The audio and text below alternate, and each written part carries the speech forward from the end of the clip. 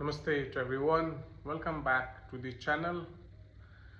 Regret मतलब किसी चीज़ का पछतावा होना, ये मार्केट में अधिकतर ट्रेडर्स को इस चीज़ का सामना करना पड़ता है। और ये रिग्रेट या पछतावा क्यों होता है?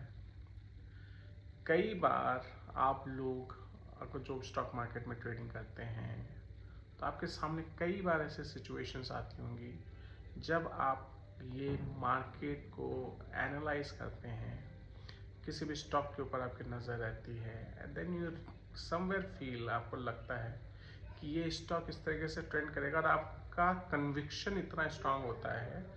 उसके पीछे रीज़न ये होता है कि आपने कहीं ना कहीं बहुत उस स्टॉक के बारे में पढ़ा है या वो ट्रेंड को पढ़ा है, स्टॉक के बारे में तो नहीं पर उस ट्रेंड को आपने पढ़ा है ढंग से, और आप ये सोचते हैं कि मैं इसमें ट्रेड करूं तो मैं अच्छा प्रॉफिट बना सकता हूं। और जनरली वो ट्रेड उसी अकॉर्डिंग चलता भी है, लेकिन उस वक्त कई बार आपके पास पैसा ही नहीं होता है कि आप उस स्टॉक को ट्रेड कर सको। वहीं पर आपका हो सकता है पैसा, लेकिन आपका किसी दूसरे ट्रेड में है जो कि आपके अकॉर्डिंग नहीं चल रहा है। और ये कई लोगों के साथ ऐसा होता है, बहुत ट्रेडर्स के साथ ऐसा होता है। मैं इसलिए बोल रहा हूँ क्योंकि मेरे साथ भी ऐसा हुआ है।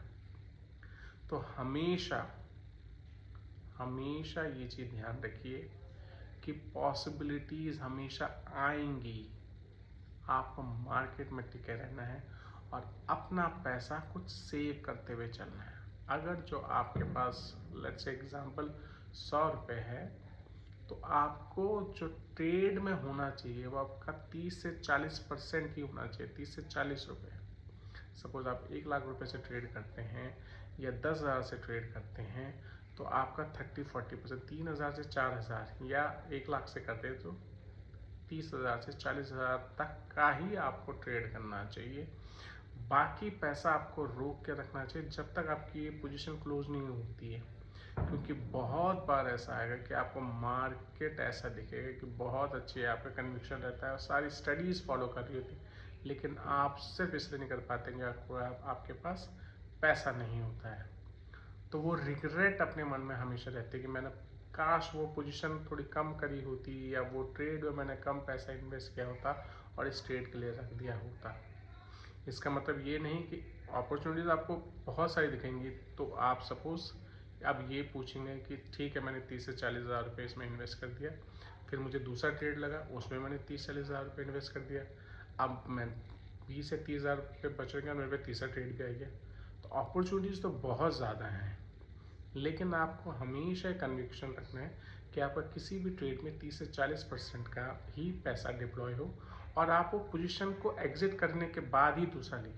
लेकिन अगर जो आपको बहुत ज़्यादा कन्विक्शन किसी स्टॉक पे आ जाता है, ट्रेंड आपको पता चल जाता है कि फॉर एग्जांपल कुछ युद्ध का हुआ है तो आपको पता है ये स्टॉक जो डिफेंस का है वो भाग रहा है, या कुछ भी ऐसा कुछ और भी इवेंट्स आ जाते हैं, तो उस वक्त आप उस टाइम पे आप एडिशनल थोड़ा सा 30% तक और वो कर सकते हैं, लेकिन फिर भी आपका 40% आपका सेपरेट रहना चाहिए। तो आपका जो 30% से बढ़ के आपने 60% कर दिया है, आप ये लेके चलिए कि आपने जो कन्विक्शन करा है उसको बहुत समय तक रुकने का नहीं होना चाहिए। आपकी पहले की पोजीशन चल रही है, लेकिन अगर जो आपने दूसरे पर कन्विक्शन लेके ट्रेड करा है तो वो फिर बहुत समय तक के लिए नहीं होता है। तो आपका या तो इंट्राडे में ख़त्म हो जाएगा या ज़्यादा से ज़्यादा एक दिन का हो सकता है। तो आप अपने पोजीशन निकाली और उसमें से निकल गए।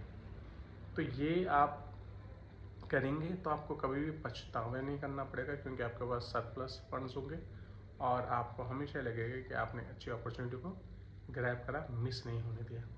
तो आई होप आप लोग ये सब चीज़ें करते होंगे।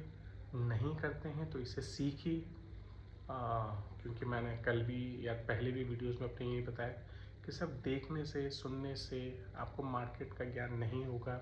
चाहे मुझसे सुनिए, चाहे आप टीवी में सुनते हैं, चाहे न्यूज़पेपर में सुनते हैं, चाहे अपने ऑफिस में सुनते हैं, हमेशा ये होता है कि ये ले, कोई मुझे बता दे कि क्या लेना है। ये आपका पैसा है, आपको अपॉर्चुनिटीज़ हज़ारों हैं।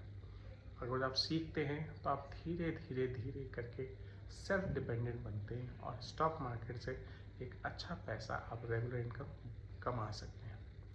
So thank you so much for watching, और आपके कुछ भी कमेंट्स हैं प्लीज़ डू शेयर, और इसको लाइक और फॉरवर्ड ज़रूर करिएगा।